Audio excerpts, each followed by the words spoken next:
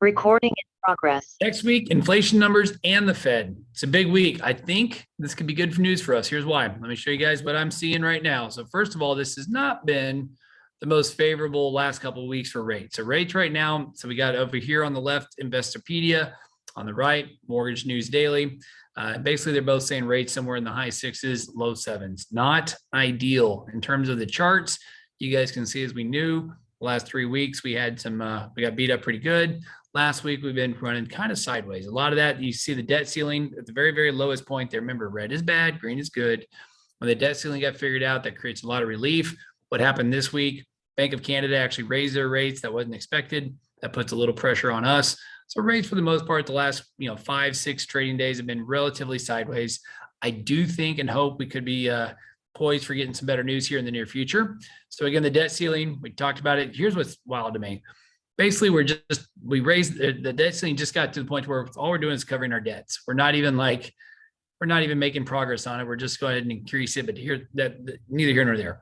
So for the house prices, guys, it's going up. You guys can see January, February, March, April, the percentage. So core logic, take that one. If you got 1.2%, times that by 12, that's a big, big number. So house prices are still going up, and in Dallas-Fort Worth, as you guys know, supply and demand is kicking in.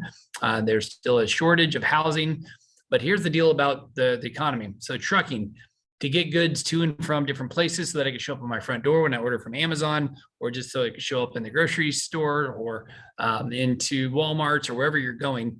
You guys can see that this number for June is at 35.6. That's the 4-week average going on right now. And 0 shows weak, 100 is strong. You guys can see during COVID how much shipping there was, because again, everybody's buying stuff and economy is rocking and rolling after all the stimulus there. And look how much it's dropped. It's gone from over 75 down to about the 35 that we're at now. So this is indicative of the economy, right? So it shows how much just goods and services are being shipped across the country. We are near recession levels. So we'll find out what happens.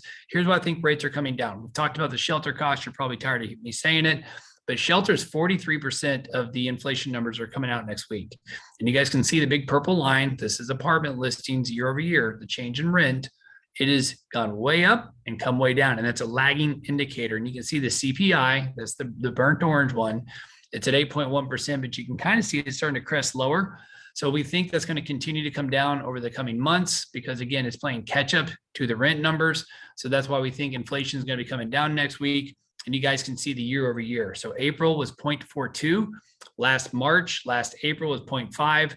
So as lower numbers come in, and look at last May, it was 0.62.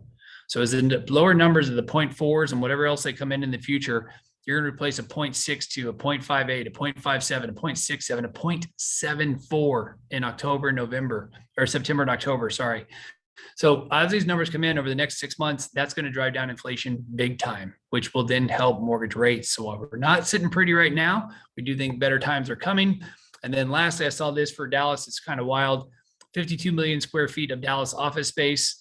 And there's 87 million square feet of industrial space. Supposedly, time will tell, but there's going to be reaching maturity on these loans because these things are not 30-year fixed mortgages. They're ARMs, and a lot of them are resetting in 23, 2025. So in the next 2 years, we'll see what that does to the commercial real estate world, but I just thought that was interesting. And then lastly, not trying to pick on the Gen Zs, I had to look it up. My kiddos, I got a 9-year-old and a 13-year-old. They're apparently Gen Z. So it goes all the way from apparently current age 8 to all the way current age of 23. So the Gen Zers apparently are not doing great as employees.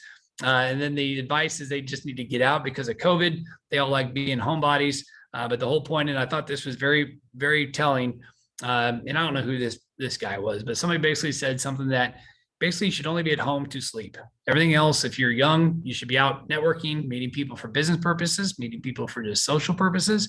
So get out and do things. So the bed rotting, the Gen Zers, not trying to pick on him, but I'll pick on some. And then the interesting stat down there at the bottom, 20% of managers had to admit to firing a Gen Z employee after 1 week. Like, that's crazy. That's 1 out of 5 people. So there you go. There's the Gen Zers. Guys, get social with us as always.